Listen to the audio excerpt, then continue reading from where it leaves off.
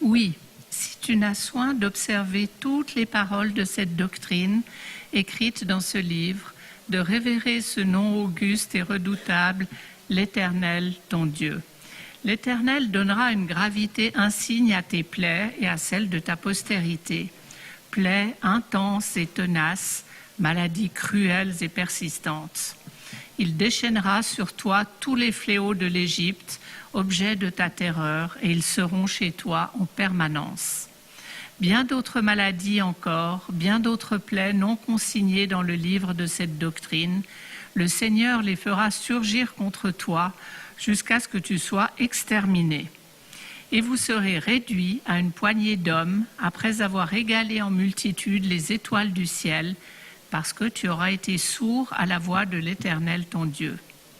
Alors, autant le Seigneur s'était plu à vous combler de ses bienfaits et à vous multiplier, autant il se plaira à consommer votre perte, à vous anéantir. Et vous serez arrachés de ce sol dont vous allez prendre possession. Et l'Éternel te dispersera parmi tous les peuples, d'une extrémité de la terre à l'autre. Et là, tu serviras des dieux étrangers, jadis inconnus à toi comme à tes pères, faits de bois et de pierre.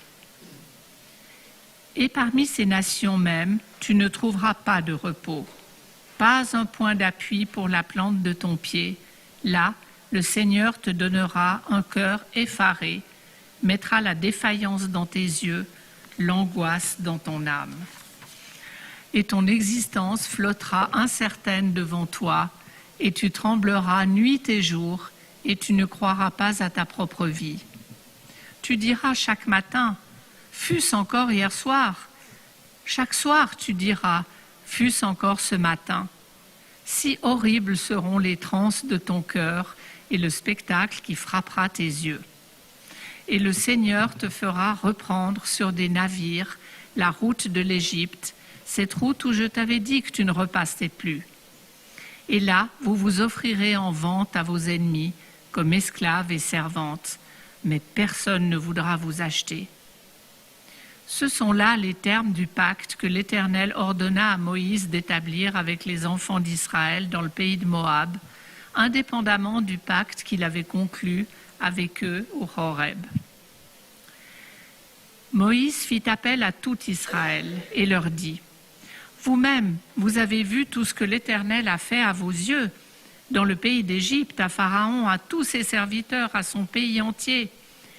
Ces grandes épreuves dont tes yeux furent témoins, ces signes et ces prodiges extraordinaires. Et jusqu'à ce jour, le Seigneur ne vous a pas encore donné un cœur pour sentir, des yeux pour voir, ni des oreilles pour entendre. Je vous ai fait marcher 40 ans dans le désert. Vos vêtements ne se sont point usés sur vous, ni la chaussure de vos pieds ne s'est usée. Du pain, vous n'en avez pas mangé. Du vin ou autre boisson forte, vous n'en avez pas bu, afin que vous appréciez que c'est moi, l'Éternel, qui suis votre Dieu.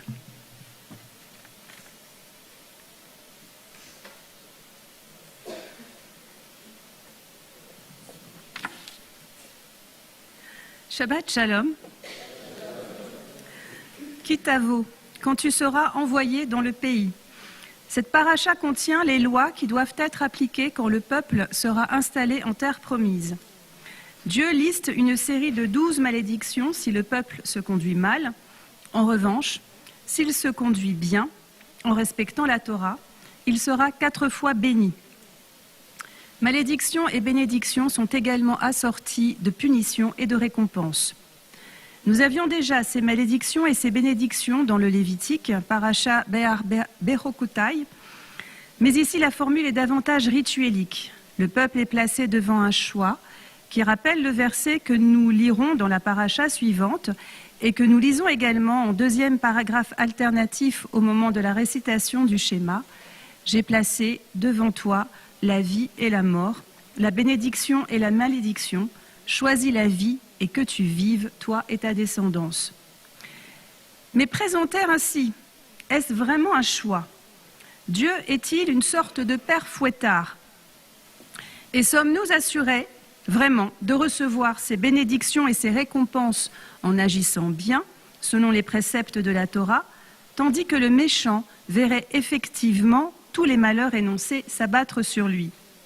Mais dans ce cas, que dire de Job et du rédacteur de l'Ecclésiaste qui déplore que tous sont soumis à des accidents pareils, un même sort attend le juste et le méchant, l'homme bon et pur et l'impur, celui qui sacrifie et celui qui ne sacrifie point, l'homme de bien est comme le pécheur, celui qui prête des serments comme celui qui craint de jurer.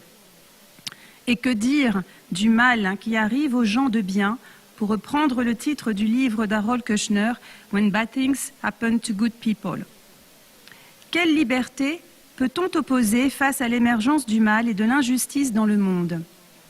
Ce thème, qui apparaît dans la philosophie grecque, traverse toute la pensée juive. Cette question n'est donc pas nouvelle et a été posée par les plus grands personnages de la Bible.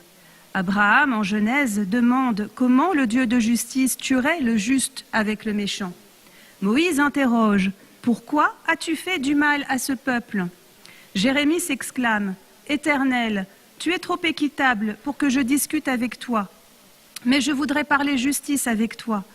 Pourquoi le chemin des méchants les mène-t-il au succès, et ceux qui te sont fidèles, infidèles, pourquoi vivent-ils tranquilles ?»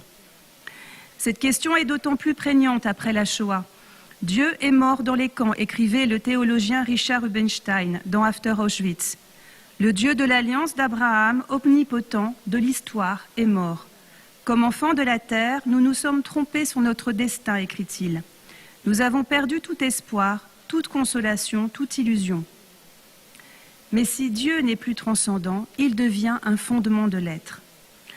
Le rabbin Jonathan Sachs rapporte les propos du Rav de Klausenburg, Yekutiel Alberstam, ancien prisonnier des camps de concentration et notamment d'Auschwitz, où il perdit sa femme et ses 11 enfants, et qui consacra sa vie à sauver celle des autres, en construisant notamment l'hôpital Laniado à Netanya en Israël. On lui demanda un jour s'il avait des questions à poser à Dieu après tout ce qu'il avait subi et souffert. Il répondit que ces questions étaient si profondes qu'il était sûr que s'il les posait, Dieu l'inviterait au ciel pour lui donner les réponses lui-même, mais qu'il préférait être ici-bas avec sa question plutôt que là-haut avec la réponse. En effet, si nous trouvons des arguments pour expliquer le mal et l'injustice dans le monde, cela signifie que d'une certaine façon, nous sommes réconciliés avec le fait que des mauvaises choses arrivent à des gens bien. Et c'est parce que nous avons la question et pas la réponse que nous n'acceptons pas que ces mauvaises choses arrivent et que nous luttons pour essayer de créer un monde meilleur. Pour Yeshayahu Lebovitz, si la question du mal dans le monde et de l'injustice ne peut être comprise, faut-il pour autant se contenter d'accepter et d'être dans la contemplation ? Pour la plupart des penseurs juifs, la réponse est non. La pensée juive est une morale de l'action et une action morale. En son temps, Hillel l'enseignait en reprenant le principe de la Torah « Tu aimeras ton prochain comme toi-même » qui devient « Ne fais pas à autrui ce que tu ne veux pas qu'il te fasse ». Pour Maïmonide, le monde est un monde d'action créatrice où il y a donc une place pour la liberté. Et Abraham Eshel écrit dans Les bâtisseurs du temps qu'être est plus essentiel qu'avoir. Nous sommes confrontés avec les objets, mais nous ne vivons qu'en actes. Les tables de la loi furent brisées par Moïse, mais si l'objet disparaît, les paroles demeurent et restent vivantes, car elles sont mises en application. Et c'est bien ce que la Torah nous demande de faire, accomplir les mitzvot pour devenir une meilleure version de nous-mêmes et essayer d'amener un peu plus de bénédiction dans ce monde et un peu moins de malédiction, un peu moins de malheur. La responsabilité individuelle est aussi une responsabilité collective.